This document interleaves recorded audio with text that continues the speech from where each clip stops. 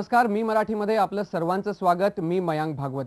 आज world pharmacist day म्हणजेच जागतिक फार्मसिस्ट दिवस आणि ह्या दिवशी चर्चासत्र आम्ही आयोजित केलेलं आहे. हे चर्चासत्र आहे, याचा विषय आहे औषध निर्माण क्षेत्रातील संधी आणि आव्हानं. आमच्याबरोबर या चर्चासत्रामध्ये वेगवेगळे माणसं जी आहेत ती सामील होत आहेत. त्याच्यामध्ये पहिलं नाव आहे डॉक्टर महेश बोरांडे. डॉक्टर बोरांडे प्राध्यापक आहेत सिद्धांत कॉलेज ऑफ फार्मसी पुण्यातले. त्यांच्याच बरोबर आहेत लिब्रा ड्रग्स प्रायव्हेट लिमिटेडचे MD अमर पारगे.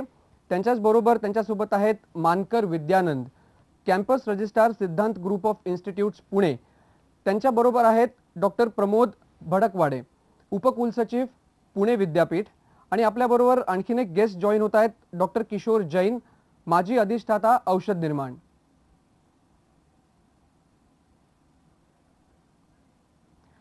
डॉक्टर बोरांडे, मी तुम्हाला पहिला प्रश्न विचारतो. फार्मसिस्ट दिवस आहे आज, हा सादर करण्याचा प्रमुख हेतू काय आहे? तर फार्मसिस्ट हा जो शब्द आहे, जनरली सोसायटीमध्ये आपण बघतो की एखादी व्यक्ती जेव्हा औषध दुकानामध्ये काम करते तर त्याला आपण फार्मसिस्ट म्हणतो. पण नुसताच औषध ॲक्च्युली दुकानामध्ये काम करणारी व्यक्ती फार्मासिस्ट नसते, तर वेगवेगळ्या क्षेत्रामध्ये फार्मासिस्ट काम करत असतात. म्हणजे मॅन्युफॅक्चरिंगमध्ये फार्मासिस्ट असतो, क्वालिटी कंट्रोलमध्ये कंपनीमध्ये फार्मासिस्ट असतो, पॅकेजिंगमध्ये फार्मासिस्ट असतो, रिसर्च अँड डेव्हलपमेंटमध्ये फार्मासिस्ट असतो, टीचर म्हणून सुद्धा एक फार्मासिस्ट चांगलं काम करत असतो. तर या सगळ्यांचं जे योगदान आहे त्या योगदानाला मान्यता देण्यासाठी, त्यांना रिस्पेक्ट देण्यासाठी जगाच्या पातळीवर हा 25 सप्टेंबर हा दिवस निवडण्यात आला. आणि यावर्षी फार्मसी काउन्सिल ऑफ इंडियाचे जे प्रेसिडेंट आहेत डॉक्टर B सुरेश यांनी निर्णय घेतला की इथून पुढे भारतामध्ये सुद्धा हा जागतिक फार्मासिस्ट दिन आपण साजरा करणार आहोत, की जेणेकरून की जे फार्मासिस्ट आपल्या आयुष्याशी निगडीत आहेत, आपलं आयुष्य चांगली सेवा देऊन, चांगल्या प्रकारचं औषध निर्माण करून आणि चांगल्या प्रकारचं नवीन औषध बाजारात आणून कार्य करत आहेत, त्यांना रिस्पेक्ट देण्यासाठी हा फार्मासिस्ट दिन आपण साजरा करतोय. दुसरा प्रश्न असा होता डॉक्टर, की औषध निर्माण क्षेत्रातील भारताचं स्थान काय आहे? भारताचं स्थान सध्या 3ऱ्या स्थानावर आपण आहोत. पहिलं स्थान अमेरिकेचं आहे, दुसरं चायनाचं आहे. आणि सध्या आपल्या देशामध्ये जवळजवळ आपण 500 ॲक्टिव्ह फार्मास्युटिकल इन्ग्रेडियंट्स की जे औषधामध्ये असतात त्यांचं निर्माण आपण करतो. जवळजवळ 26,000 फार्मास्युटिकल कंपनी, छोट्या मोठ्या आणि ऑर्गनाइज सेक्टर्स आपल्यामध्ये आहेत. 1.5 लाख कोटीचा टर्नओव्हर इन्क्लुडिंग एक्सपोर्ट आपण सध्या करतो आहोत. जवळजवळ ही अशी एक लार्जेस्ट कमोडिटी आहे भारतामध्ये की एवढ्या देशांना निर्यात करण्याची क्षमता भारतामध्ये आहे. आणि जवळजवळ 182 प्लांट्स म्हणजे मॅन्युफॅक्चरिंग प्लांट आपले US FDA अप्रूव्ड आहेत.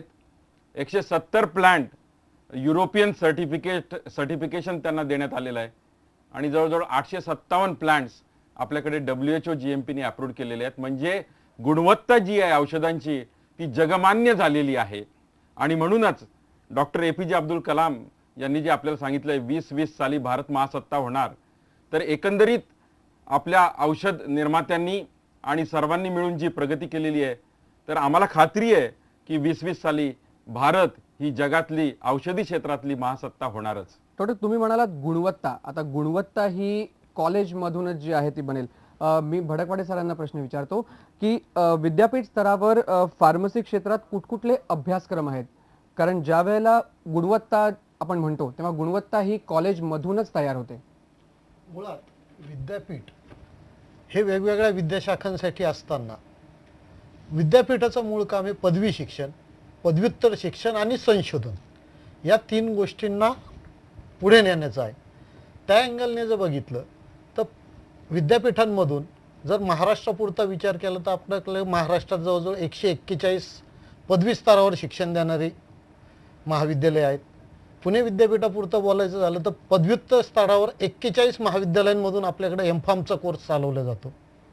आणि PhDच्या बाबतीत सुद्धा विद्यापीठात 12 महाविद्यालयांमधून PhDचं रिसर्च सेंटर्स आहेत. त्याचबरोबर काही कंपन्या देखील आहेत ल्युपिन्स असेल, बैद्यनाथ असेल, तिथल्या रिसर्चला सुद्धा PhD साठी विद्यापीठाने रजिस्ट्रेशन रेकॉग्नाइज इन्स्टिट्यूट म्हणून मान्यता दिली.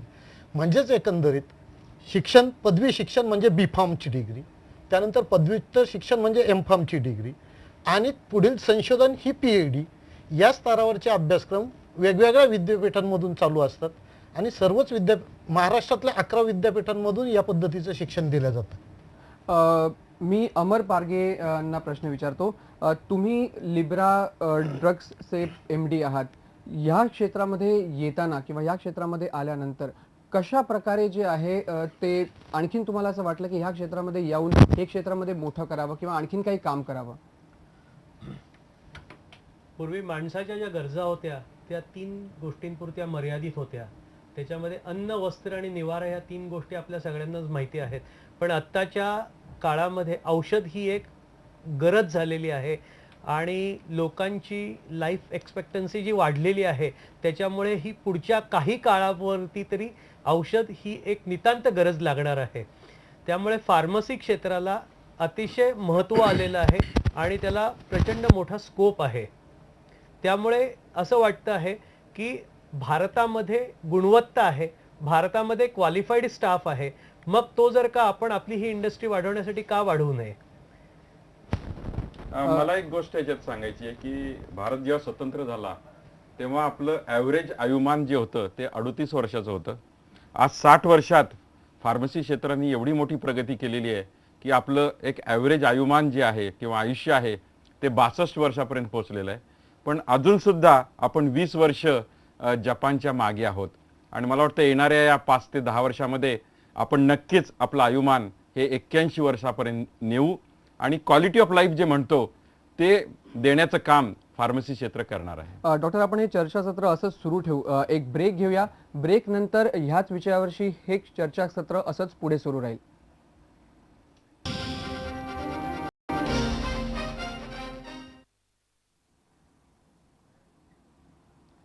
ब्रेक नंतर तुम्हा सर्वांचं पुन्हा एकदा स्वागत. आपल्याबरोबर एक आणखीन गेस्ट आलेले आहेत. मंजिरी घरत, उपाध्यक्ष आहेत the Indian pharmaceutical association community pharmacist विभागाच्या. मॅडमकडे जायच्या अगोदर आपण किशोर जैन सरांकडे जाऊया. सर, ज्या प्रकारे आता आपण पाहिलं गुणवत्ता, त्याच्यानंतर आपण डिस्कशन केलं की फार्मसिस्ट दिवस सादर करण्यामागचा हेतू काय, औषध निर्माण क्षेत्रात रोजगाराच्या कोणकोणत्या संधी उपलब्ध आहेत हे तुमच्याकडनं जाणून घेऊ इच्छितो. तर फार्मासिस्ट हा औषधाचा खरोखरी तज्ज्ञ आहे आणि एका नवीन औषधाची संकल्पना करण्यापासून, त्याला शोधून काढण्यापासून, पेशंटपर्यंत पोहोचवण्यापर्यंत आणि त्याचा पेशंट किंवा रुग्णाद्वारे सुरक्षितपणे उपयोग होतो, ह्यात अनेक पातळी येतात. या प्रत्येक पातळ्यांवर फार्मसी करिअरमध्ये अनेकविध आयाम आहेत. जर आपण पहिला आयाम बघितला रिसर्च अँड डेव्हलपमेंट, तर त्याच्यात आपण नवीन ड्रग शोधून काढणे किंवा न्यू ड्रग डिस्कवरी रिसर्च असं म्हणू त्याला. त्यानंतर त्याच्यात खरोखरी असलेले गुण आहेत का ते सिद्ध करणे, यासाठी अनेक प्राण्यांवर किंवा रुग्णांवर त्याच्या क्लिनिकल ट्रायल्स म्हणू, क्लिनिकल रिसर्च.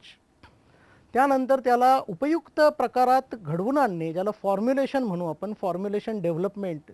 सामान्य भाषेत आपण त्याला कॅप्सूल, टॅबलेट, इंजेक्शन ह्या प्रकारात परिवर्तन करणे आणि योग्य प्रमाणात योग्य जागी औषध पोहोचेल ह्याची पडताळणी करणे, याला फॉर्म्युलेशन डेव्हलपमेंट रिसर्च म्हणू आपण. तर असे रिसर्च आणि डेव्हलपमेंटमध्ये अनेक संधी आहेत. त्याला किमान पात्रता अणुस्नातक किंवा PhD आहे आणि आणखी एक कोर्स नवीन आता इंट्रोड्यूस झालेला आहे, PharmD. हा सुद्धा 6 वर्षाचा कोर्स आहे. तर ह्या त्याच्यासाठी पात्रता आहेत. त्यानंतर नवीन आलेल्या औषधी घटकाचं उत्पादन करणे, प्रोडक्शन, किंवा त्याचे रूपांतरित केलेले त्याचे उपयुक्त प्रकार जे टॅबलेट, कॅप्सूल, ज्याला आपण फॉर्म्युलेशन किंवा फार्मास्युटिकल्स म्हणू, त्याचं उत्पादन. त्यात production chemist, production supervisor, production incharge अशा अनेक स्तरावर अनेकविध संधी आहेत आणि त्यालासुद्धा FDA अप्रूव्ड केमिस्ट म्हणजे B.Pharm, M.Pharm, PhD अशी पात्रता आहे. गुणवत्तेची खात्री करून घेणे, गुणवत्तेचं नियंत्रण करणे म्हणजे क्वालिटी अश्युरन्स आणि क्वालिटी कंट्रोल डिपार्टमेंट याचं महत्त्व सध्या जागतिक स्तरावर फार वाढलेलं आहे. औषधाला तुम्ही क्वालिटीची चाचणी केल्याशिवाय तुम्ही पेशंटकडे देऊ शकत नाही. तर त्यासाठी सुद्धा analysis, quality control, quality assurance याच्यात कमीत कमी अणुस्नातक आणि PhD ही पात्रता आहे. त्यानंतर हे जे तुमचे प्रोडक्शन झालेल्या वस्तू त्याचं विपणन किंवा मार्केटिंग, सेल्स वगैरे करण्यासाठी तर marketing, sales management, product management अशा अनेकविध संध्या आहेत. त्यात जर फार्मसीच्या बरोबर MBA डिग्री असली तर अजूनही चांगल्या संध्या आहेत. डॉक्टर, तुमच्याकडून आपण जी माहिती जाणून घेतली ती आहे अभ्यासक्रम, त्याच्यानंतर रोजगाराच्या संधी. आपल्याबरोबर मानकर विद्यानंद पण आहेत. रोजगार उपलब्ध होण्यासाठी पहिली गोष्ट असते विद्यार्थ्यांना शिष्यवृत्ती मिळेल का, त्यांना काही फ्रीशिप दिले जाईल का, पण त्याच्याबद्दलची माहिती बऱ्याच वेळा विद्यार्थ्यांना उपलब्ध होत नाही, मिळत नाही. त्याच्याबद्दल तुमच्याकडनं माहिती हवी. मग भारतीय राज्यघटनेतील कलम नंबर 46 यानुसार ह्या विद्यार्थ्यांना, ज्या प्रवेशित विद्यार्थ्यांना औषध निर्माण शास्त्रातल्या म्हणा किंवा कोणत्याही व्यावसायिक अभ्यासक्रमासाठी शिष्यवृत्ती मिळत असते. शिष्यवृत्ती मिळण्यासाठी सामाजिक न्याय व विशेष खातं, जे गव्हर्नमेंट ऑफ महाराष्ट्राचं जे खातं आहे, त्या खात्याने बरेचसे त्याच्यात आमूलाग्र बदल केलेले आहेत की जे आत्ताच तो मुद्दा उपस्थित केला की विद्यार्थ्यांना ह्या बाबतीत माहिती होत नाही. तर ही माहिती उपलब्ध होण्यासाठी महाराष्ट्र शासनाने mahaiscol.maharashtra.gov.in ही वेबसाईट केलेली आणि त्याच्यावर आणखी हेल्पलाईन टोल फ्री नंबर दिलेला आहे त्यांनी की 1800-233-1155 ह्या क्रमांकावर ज्या विद्यार्थ्यांना ह्याबाबतची माहिती नसेल त्यावर त्यांना ह्या फ्रीशिप किंवा शिष्यवृत्तीबाबत माहिती मिळते. अगदी सोपी पद्धत केलेली आहे त्यांनी याच्यावर की नवीन रजिस्ट्रेशन करायचं आणि रजिस्ट्रेशन केल्यावर कोणकोणत्या स्टेप्सद्वारे त्याच्यात आपले पर्सनल डिटेल, कॉन्टॅक्ट डिटेल्स, बँकेचे डिटेल्स आणि एज्युकेशन डिटेल्स हे भरायचे आहेत सगळे. 2 वर्षापूर्वीपासून म्हणजे आपले जे न्यायमंत्री, सामाजिक न्याय खात्याचे जे मंत्री आहेत त्यांनी हे बँकेद्वारे पैसे द्यायचे ठरवलेले शिष्यवृत्तीचे. त्यामुळे ते डायरेक्ट त्या विद्यार्थ्याच्या अकाउंटवर जमा होत आहेत आणि अटीसुद्धा खूप शिथिल केलेल्या आहेत. तुमचं कास्ट व्हॅलिडिटी प्रमाणपत्र म्हणजे जात वैधता प्रमाणपत्र हे असावं, तो 10वी किंवा 12वी उत्तीर्ण असावा, त्याच्या पालकाचं किंवा त्याचे तो ज्या घरात राहतोय त्यांचं, त्या लोकांचं किंवा पालकाचंच म्हणूयात आपण त्याला, की त्यांचं इन्कम, त्यांचं वार्षिक उत्पन्न हे 1 लाखापर्यंत असावं. अशा छानसे मुद्दे अगदी त्यांनी वेबसाईटवर अगदी छान प्रकारे दिलेले आहेत. म्हणजे फार्मसीचं जर म्हणाल, औषध निर्माण आपण त्याबाबत बोलत आहोत, तर औषध निर्माणच्या बाबतीत आपण म्हणाल की प्रोफेशनल कोर्सला गव्हर्नमेंट ऑफ इंडियानी बी फार्मसीच्या विद्यार्थ्यांना त्यांच्या कोर्सचा एक कोड दिलेला आहे, तो 101 आणि एम फार्मसीसाठी दिलेला आहे 295.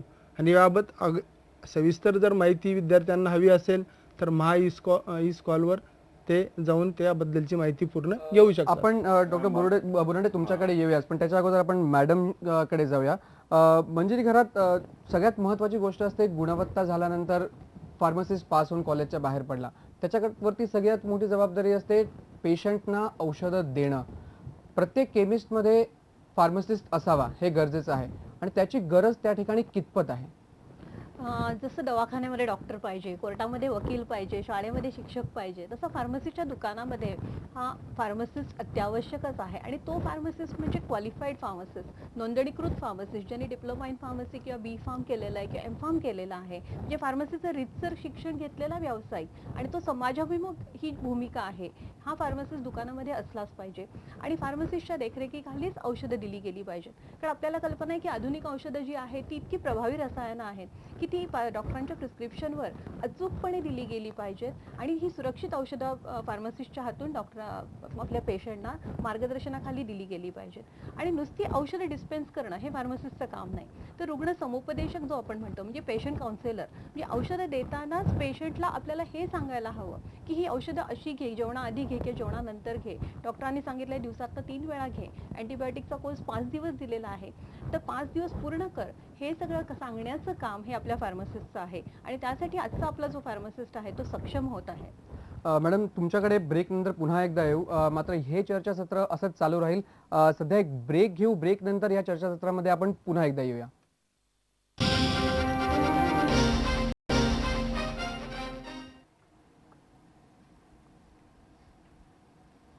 औषध निर्माण क्षेत्रातील संधी आणि आव्हाने या विशेष चर्चासत्रात तुमचं पुन्हा एकदा स्वागत. डॉक्टर बुरांडे, औषध निर्माण मध्ये करिअर घडवण्यासाठी मुलांना मार्गदर्शन लागतं, कशा प्रकारे? डॉक्टर किशोर जैन यांनी जे सांगितलं की वेगवेगळ्या संधी आहेत, तर एकंदरीत मला असं सांगायला आवडेल की जवळजवळ 15 बिझनेस ऑपॉर्च्युनिटीज आहेत, 15 जॉब ऑपॉर्च्युनिटीज आहेत. आणि कुठलंही करिअर जरी 12वी सायन्स नंतर तुम्ही जर फार्मसीला आला आणि निवडलं, तर तुमचा जो स्टार्ट आहे, म्हणजे जॉब स्टार्ट जो म्हणतो आपण, एक 8,000 ते 20,000 रुपयापर्यंत त्याचा पगार त्याला मिळू शकतो. आणि नंतर तुम्हाला माहिती आहे की कुठल्याही क्षेत्रामध्ये जसं तुम्ही परफॉर्मन्स देत जाल, तर त्याप्रमाणे तुमची सॅलरी ही झिरोनी वाढत असते. सांगायला मला आनंद होतो की बरेचसे स्टुडंट आमचे जे पासआउट झालेले आहेत आणि जे परफॉर्मन्स देत आहेत या क्षेत्रामध्ये, जवळजवळ 5 वर्षांनी किंवा 10 वर्षांनी त्यांच्या सॅलरीज जी आहेत इंडस्ट्रीमध्ये, प्रोफेशनमध्ये, एक 5 ते 10 लाख रुपये पर महिन्याला पडलेले म्हणजे पोचलेले आहेत. आणि एक चांगलं योगदान ते करत आहेत. म्हणजे आज त्यांना सार्थक वाटतं की ते फार्मासिस्ट झालेले आहेत. तर हा जो फार्मासिस्ट दिन जो आहे, आज मी हा ड्रेस कोड घालून आलेलो आहे की हा आमचा ड्रेस कोड आहे फार्मासिस्टचा. आणि जेव्हा तुम्ही काम करत असता आणि या ड्रेस कोडचा कलर जो आहे तो व्हाईट आहे. आणि व्हाईटचं महत्त्व असं आहे फार्मसीमध्ये की white is non for quality, white is non for purity and white is non for fastest action. आणि तो रोल आमचा फार्मासिस्टचा प्रत्येक ठिकाणी मॅन्युफॅक्चरिंग, क्वालिटी कंट्रोल किंवा औषधाच्या दुकानामध्ये आम्ही देत असतो. आणि म्हणूनच एक आयुष्य वाचवण्यासाठी डॉक्टर आणि नर्स यांच्याबरोबर काम करायची भूमिका हा फार्मासिस्ट निभावत असतो. पारगे सर, तुम्हाला मी एक प्रश्न विचारतो. औषध निर्माण उद्योगामध्ये समस्या असतात, त्यावरती उपाय कुठले आणि काय समस्या येतात? कुठलाही उद्योगधंदा म्हटला की त्याच्यामध्ये थोड्याशा समस्या ह्या असतातच. आपण जास्ती खोलामध्ये न जाता जर का विचार केला तर आत्ता सगळ्यात महत्त्वाची जी समस्या आहे ती अशी आहे की हा पूर्ण उद्योग जो आहे हा नियंत्रित उद्योग आहे. ह्याच्यावरती गव्हर्नमेंटची खूप सारी रिस्ट्रिक्शन्स आहेत. आणि आत्ता स्टेट गव्हर्नमेंट आणि सेंट्रल गव्हर्नमेंट यांच्यामध्ये जे काही एक कोऑर्डिनेशन पाहिजे आहे, ते कोऑर्डिनेशन नसल्यामुळे उद्योगांना बरेचसे प्रॉब्लेम फेस करायला लागतात. आहे एक समस्या म्हणून बघता येणार नाही, पण अजूनही एक गोष्ट आहे. आपल्याबरोबर आज सगळे शैक्षणिक क्षेत्रातले दिग्गज मंडळी आहेत, त्यांना मी सांगू इच्छितो की आज ते जे काही करिक्युलम शिकवतात आहे तो आणि इंडस्ट्री ज्या पद्धतीने वाढते त्यांना लागणारी आहे, ह्याच्यामध्ये एक मोठी दरी निर्माण झालेली आहे. त्यामुळे त्या अभ्यासक्रमामध्ये काहीतरी बदल थोडासा पाहिजे आहे की जो त्यांना पुढे आपण ज्याला ग्लोबलाइज बिझनेस म्हणू, ज्याच्यासाठी लागणार आहे. कारण की पूर्वी एकेकाळी असं होतं की आपल्याला लाज वाटायची की आपल्याला सांगायचं की हा आमच्याकडे एक न्यूट्रल कोड नावाची गोष्ट असते. त्या न्यूट्रल कोडमध्ये औषध कुठे मॅन्युफॅक्चरिंग झालं हे सहसा सामान्य माणसाला समजत नाही. आणि आफ्रिकेच्या खंडामध्ये बहुत सारे औषधं भारतामधनं जात होती. त्यावेळेला आम्ही न्यूट्रल कोडवरती देत होतो, पण आज आम्ही अभिमानाने सांगतो आणि ते लोक सुद्धा मागतात की आम्हाला मेड इन इंडियाची औषधं पाहिजेत, कारण की ते त्या क्वालिटीवरती आज विश्वास ठेवून आहेत. आणि ही विश्वासार्हता जी तयार झालेली आहे आपल्याकडे असणाऱ्या फार्मसिस्टच्या क्वालिटीमुळे झालेली आहे. त्यामुळे प्रॉब्लेम्स असे म्हणता येणार नाही, पण जर का थोडंसं गव्हर्नमेंटनी काही गोष्टी बदलल्या आणि जर का सुसंगतपणा आणला तर खरोखर ऑपॉर्च्युनिटीज चांगल्या आहेत. जसं डॉक्टर बुरांडेंनी आपल्याला सांगितलं की आज अमेरिकेनंतर भारतामध्ये सगळ्यात जास्ती प्लांट US FDA अप्रूव्ड आहेत. म्हणजे आपल्या मुलांना किती मोठ्या संध्या आहेत त्याच्यामध्ये. आणि त्याचं जर का आपण कोऑर्डिनेशन चांगल्या पद्धतीने करू शकलो तर ह्या सगळ्या समस्यांवरती आपण मात करू शकतोय. मॅडम, मगाचा आपला प्रश्न अर्धवट राहिला होता. मेडिकल स्टोअर्समध्ये फार्मासिस्टची उपलब्धता तुम्ही सांगितलंच की असणं गरजेचं आहे. फार्मासिस्ट हा डॉक्टर आणि पेशंट मधला एक दुवा आहे, एक महत्त्वाचा दुवा. नक्कीच फार्मासिस्ट हा link between the doctor and patient आपण जे म्हणतो ते खरोखर आहे. आणि ही जी त्याची भूमिका आहे ती आपल्याला परदेशामधल्या फार्मसीच्या दुकानामध्येही अधिक ठळकपणे जाणवते. आपल्याकडची फार्मसिस्टची भूमिका आता विकसित होत आहे आणि ती एक उत्क्रांती आहे आणि त्याची सुरुवात आता होते आहे. तर मला असंही सांगावंसं वाटतं की फार्मसीचे आमचे जे आता विद्यार्थी बाहेर पडत आहेत, जे फार्मसिस्ट होत आहेत, ते आता समुपदेशनाच्या कामासाठी सक्षम होत आहेत. तर ग्राहकांनी त्यांना साथ द्यावी. म्हणजे कधी कधी असं होतं की आमचे फार्मसिस्ट समुपदेशन करायला जातात पण ग्राहकांना वेळ नसतो. तर माझं असं म्हणणं आहे की आरोग्याकडे बघण्याचा दृष्टिकोन आपल्या ग्राहकांनी, म्हणजे त्यात आम्ही सुद्धा आलो, तुम्हीही आलात, की आपला हा दृष्टिकोन जो उदासीन आहे, थोडा निष्काळजी आहे, तो आपण सुधारायला हवा आणि आपण वेळ द्यायला हवा. आपण जेव्हा औषधं घ्यायला जातो तेव्हा फार्मसिस्टकडे आपण प्रश्न विचारायला हवेत, त्याच्याकडनं आपल्या शंकांचं निरसन करून घ्यायला हवं. तर हा कॅज्युअल दृष्टिकोन आहे आपला औषधांकडे बघण्याचा, तो आपण निश्चित तो दुरुस्त केला पाहिजे आणि ते आपल्याच सुरक्षेचं, आपल्याच हिताचं होणार आहे. आणि फार्मसिस्टला यासाठी साथ दिली पाहिजे आणि दुकानात गेल्यानंतर रजिस्टर्ड फार्मसिस्ट कोण आहे ते विचारून त्याच्याकडनं मार्गदर्शन घेतलं गेलं पाहिजे.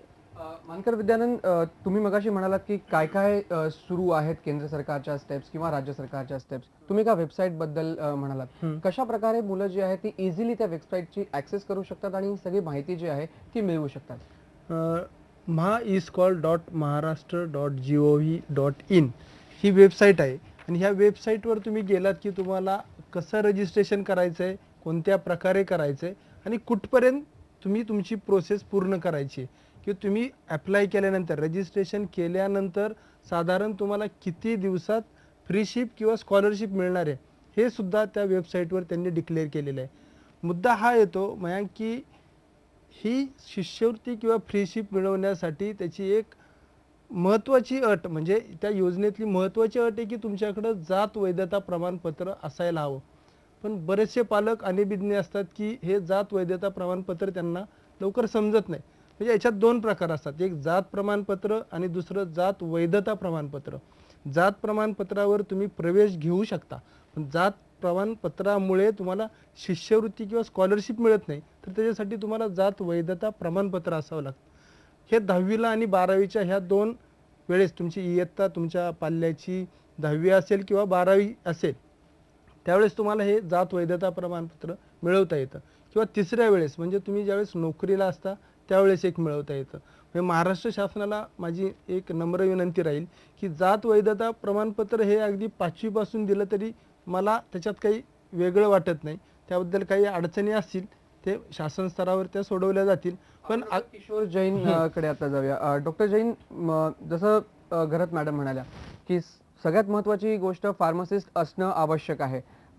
तुम्हाला काय वाटतं, फार्मासिस्ट असूनच म्हणजे पुरेसं होईल का लॉ एन्फोर्समेंट एजन्सीनी तो लॉ जो आहे तो चांगला एन्फोर्सही केला पाहिजे?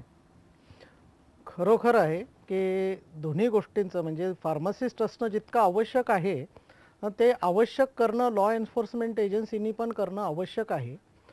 परदेशात फार्मासिस्टचा एक विशिष्ट दर्जा आहे.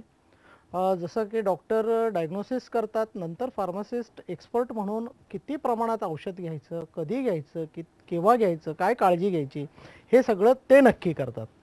तर ह्या प्रकारे आणि पेशंटला सगळं समजावून सांगतात. जसं मंजिरी मॅडमने पेशंट काउन्सेलिंग किंवा समुपदेशन सांगितलं, हा अत्यंत महत्त्वाचा घटक आहे. आणि मला सांगायला अत्यंत आनंद होतो की परदेशात अगदी PhD होल्डरपेक्षा सुद्धा रजिस्टर फार्मासिस्टचं उत्पन्न किंवा पगार हे फार अट्रॅक्टिव्ह आहेत. आणि हळूहळू ही गोष्ट महाराष्ट्रात सुरू झालेली आहे. ड्रग स्टोअरमध्ये फार्मासिस्ट कंपल्सरी झालेला आहे आणि जर प्रॉपर त्याचं इम्प्लिमेंटेशन झालं तर अनेक संधी उपलब्ध होतील.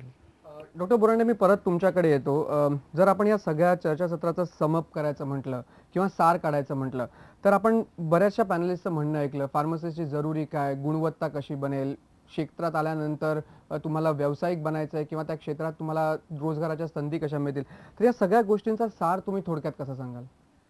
मी तर असंच म्हणेन की एखाद्याला फार्मसीमध्ये जर करिअर करायचं असेल 12वी सायन्स नंतर तर खूप अनेक प्रकारच्या संधी या फार्मसी क्षेत्रामध्ये उपलब्ध आहेत आणि जगाच्या पातळीवर आज त्याला योगदान करता येईल. आणि हे चालू असताना बऱ्याचशा घडामोडी आपल्या भारतामध्ये होत आहेत आणि एक रिस्पेक्ट फार्मसिस्टला आज आलेली आहे. म्हणजे सुरुवातीला तुम्ही बघत असाल किंवा काही बरेच वेळेला की बाबा एखाद्या कोर्सला ॲडमिशन नाही मिळाली इंजिनिअरिंगला किंवा मेडिकलला तर तो फार्मसीला यायचा. पण ते सुद्धा प्रमाण आता काही लोक ठरवून फार्मसीला येत आहेत. पण तरीसुद्धा अजून कॉमन सोसायटीमध्ये फार्मसीबद्दल तेवढा अवेअरनेस नाही आहे. त्यांना एक 2-3च जॉब माहिती आहेत.